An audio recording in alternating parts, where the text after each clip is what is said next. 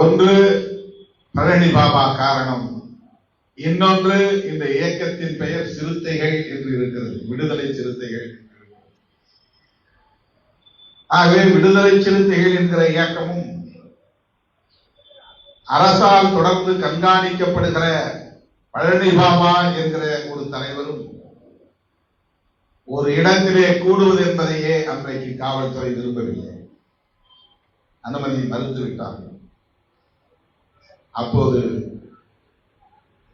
அண்ணன் பழனி பாபா அவர்களை தொடர்பு கொண்டு பேசிய போது, வருத்தப்பட வேண்டாம், வேறு ஒரு சந்தர்ப்பத்தில் நாம் இருவரும் ஒரே மேடையில் பேசுவோம், இந்த கூட்டம் அனுமதி மறுக்கப்பட்டு விட்டது என்பதற்காக வருத்தப்பட வேண்டாம் என்று எனக்கு தெளிவூட்டினார். நெல்லிக்குப்பத்திலே நானும் அவரும் ஒரே மேடையில் பேசினோம். அவரோடு ஒரே மேடையில் நின்று பேசுகிற வாய்ப்பு அவர் சொன்னதை போல அமைந்தது. ஒரே மேடையில் இருவரும் பேசினோம். ஒடுக்கப்பட்ட இந்த மண்ணின் மைந்தர்களும் சிறுபான்மையாக இருக்கிற இந்த மண்ணின் மைந்தர்களும் சகோதரத்துவத்தோடு அரசியல் களத்திலும் சமூக களத்திலும் இணக்கமாக வாழ வேண்டும் என்பது மட்டும்தான் இன்றைக்கு எனக்கு நோக்கமாக இருக்கும். அதில் எந்த எதிர்பார்ப்பும் கிடையாது. ஏனென்றால் நான் தேர்தல் அரசியலை வேண்டாம் என்று மேடைகளில் பேசுகிறேன். ஒருமுறை பாமக சார்பிலே மருத்துவர் ராமதாஸ் அவர்களை அழைத்து வந்து மதுரையிலே ஒரு நிகழ்ச்சியை ஏற்பாடு செய்து பேச வைத்தார்கள். அந்த மேடையிலேயே நான் தேர்தல் புறக்கணிப்பை வலியுறுத்தி பேசி அதிலே சின்ன சலசலப்பு கூட ஏற்பட்டது. பாமக தீவிரமான தேர்தல் அரசியலில் உள்ள ஒரு கட்சி. மருத்துவர் ராமதாஸ் மேடையில் இருக்கிற போதே ஒடுக்கப்பட்ட மக்கள் தேர்தல் அரசியலில் பங்கேற்க வேண்டாம், நமக்கு அந்த அரசியல் ஒத்துவராது என்று நான் அன்றைக்கு இருந்த பார்வையில், அன்றைக்கு இருந்த ஆவேச உணர்வில், அன்றைக்கு இருந்த ஒரு அணுகுமுறையில் நான் பேசினேன். அப்போது அந்த கட்சியை சார்ந்தவர்கள் ஆத்திரப்பட்டார்கள். இன்னும் சொல்ல போனால் என்னை தாக்குவதற்கே முயற்சித்தார்கள். மேடையிட்டு இறங்கிய பிறகு என்னிடத்தில் வந்து வம்பிழுத்தார்கள். தகவல் தெரிந்த உடனே இயக்கத்தோழர்கள், விடுதலை சிறுத்தைகள் தல்லாகுளத்தில் இருந்தும் புதூரில் இருந்தும் பந்தல்குடியில் இருந்தும் 50-100 பேர் திரண்டு விட்டார்கள். அதெல்லாம் நடந்த கதை, வரலாறு. அப்படி தேர்தல் அரசியல் புறக்கணிப்பில் இருந்த காலத்தில் தான், தேர்தல் அரசியல் உடன்பாடு இல்லாத ஒரு அரசியல் என்ற நிலைப்பாட்டில் இருந்த காலத்தில் தான் இஸ்லாமியர்களோடு இணக்கமாக இருக்க வேண்டும் என்று விரும்பியவன் திருமாவளவன். அந்த இணக்கத்தை சமூக நல்லிணக்கமாக பார்க்க, அப்போதுதான் பாபர் மசூதி பிரச்சனை கனந்து கொண்டிருந்தது. அப்போது ஒரு சுவரொட்டியை நான் எழுதி கொடுத்தேன். நம்முடைய இயக்க தோழர்கள் என்னை வந்து பார்க்கிற போதெல்லாம் சாதாரணமான உழைப்பாளிகள், பனைமரம் தென்னை மரம் ஏறி சுத்தம் செய்யக்கூடியவர்கள், கட்டிட வேலை செய்யக்கூடியவர்கள், கம்பி கட்டக்கூடியவர்கள், ஆட்டோ ஓட்டக்கூடியவர்கள், முதுகில் காய் பேரக்கூடிய அளவுக்கு மூட்டை தூக்கக்கூடியவர்கள், இந்த தம்பிகள் வந்து நாள்தோறும் என்னை பார்ப்பார்கள். ஏதாவது முழக்கம் எழுதி கொடுங்கள், நாங்கள் சுவரொட்டி அச்சிட்டு ஒட்டுகிறோம் என்று. அப்போது நான்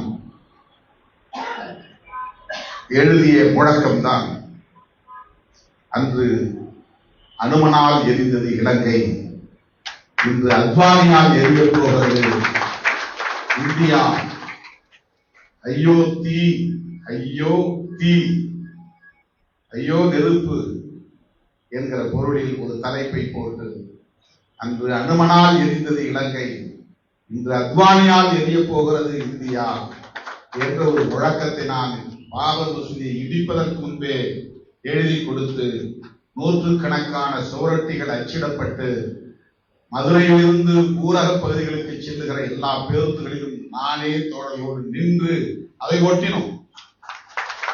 காலையில் சுவரொட்டிகளை ஒட்டிவிட்டுத்தான் நான் அலுவலகத்திற்கே போவேன். 10 மணிக்கு ஆபீஸ்னா நான் 9:55 அல்லது 10:05 தான் போவேன். எங்கேயாவது ஒரு பஸ் ஸ்டாப்ல நின்று போஸ்டர் ஓட்டுவோம். இந்த சுவரொட்டியை அப்படி ஒட்டிவிட்டுத்தான் நான் போனேன். அதன் பிறகு பாபர் மசூதி இடிக்கப்பட்டு விட்ட தகவல் தெரிந்ததும் உடனே அதை கண்டித்து ஒரு பேரணியை நடத்த வேண்டும் என்ற முடிவை எடுத்து, எனக்கு மதுரையை பத்தி எதுவுமே தெரியாது, மதுரையில் இருக்கிற சாதி அரசியலே தெரியாது, தலித் சமூகத்திற்குள்ளேயே எவ்வளவு சாதிய முரண்கள் இருக்கின்றன என்பது கூட எனக்கு தெரியாது. சாதி பார்வை இல்லாத நிலையிலே, சாதிய அணுகுமுறைகளே இல்லாத நிலையிலே வெளுத்ததெல்லாம் பால் என்பதை போல எல்லோரும் நல்லவர்கள் என்கிற நம்பிக்கையோடு நான் எல்லோரோடும் களத்திலே நின்றேன், கைகோர்த்தேன்.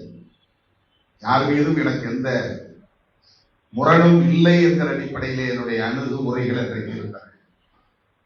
பல இயக்கங்களோடு சேர்ந்து அன்றைக்கு பணியாற்றி இருக்கிறேன். பாபர் மசூதி இடிக்கப்பட்டவுடன் ஒரு பேரணியை நடத்த வேண்டும், கண்டன பேரணி நடத்த வேண்டும், அதுவும் சைக்கிள் பேரணி நடத்த வேண்டும்.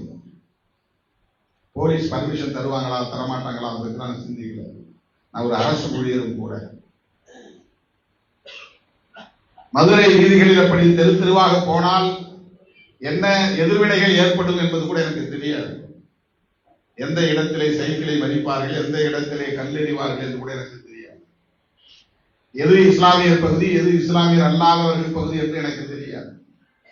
ஆனால் பாபர் மசூதி இடிப்பை கண்டித்து சுவரொட்டி ஒட்டியது மட்டுமில்லாமல் கண்டன பேரணி, எனக்கு தெரிந்து தமிழ்நாட்டிலேயே பாபர் மசூதியை இடித்து நடத்திய முதல் பேரணி திருமாவளவன் தலைமையில் நடந்த பேரணியாகத்தான் இருக்க முடியும். யாரும் அப்போது உடனடி எதிர்வினை ஆற்றியிருக்க முடியாது. அதுக்கு பின்னால் நடத்திருப்பாங்க எனக்கு தெரியாது. எந்த முஸ்லிம் அமைப்போடு எனக்கு தொடர்பு கிடையாது. முஸ்லிம் தலைவர்கள் யாரும் எனக்கு தெரியாது பெரிதாக. ஆனால் மதுரையிலே காலேஜ் ஹவுஸ் பக்கத்திலே அந்த டவுன் ஹால் ரோடிலே ஒரு இஸ்லாமிய தொண்டு நிறுவனம் இருந்தது. இப்போதும் அடிக்கடி வருவார். அவர் எங்களை அவ்வப்போது ஊக்கப்படுத்தியது. இதெல்லாம் அந்த நடவடிக்கைகளை எல்லாம் பார்த்துட்டு வந்து ஊக்கப்படுத்தியது. ஆக பாபர் மசூதி இடிக்கப்பட்ட போது விடுதலை சிறுத்தைகள் கட்சியின் சார்பிலே, விடுதலை சிறுத்தைகள் இயக்கத்தின் சார்பிலே பேரணி நடத்திய காலத்தில் விடுதலை சிறுத்தைகள் தேர்தல் அரசியலில் ஈடுபடவில்லை என்பதை நீங்கள் புரிந்து கொள்ள வேண்டும். இயக்கம் அதற்கு பிறகு 95-96 காலகட்டத்தில் தான் வட மாவட்டங்களுக்கே பரவுகிறது. அதுவரையில் தென் மாவட்டங்களில் குறிப்பாக மதுரையை மட்டும் மையமாக கொண்டு இயங்கிக் கொண்டிருந்தது. இன்னும் சொல்ல போனால் மேலூரை மட்டுமே மையமாக கொண்டு இயங்கிக் கொண்டிருக்கிறது. மேலூர், மதுரை மாநகரம், அவ்வளவுதான். பெருசா எங்கேயும் விரிவடைகிறது. ஆனால் இந்த நடவடிக்கைகள், இந்த போராட்டங்கள், சென்னகரம்பட்டி படுகொலையை கண்டித்து ஆர்ப்பாட்டம், மேலவளவு படுகொலையை கண்டித்து ஆர்ப்பாட்டம் என்று அதற்கு பின்னால் போராட்ட நடவடிக்கைகள் வெகுவாக விரிவடைந்தது. அப்போதும் தேர்தல் அரசியலில் ஈடுபடவில்லை.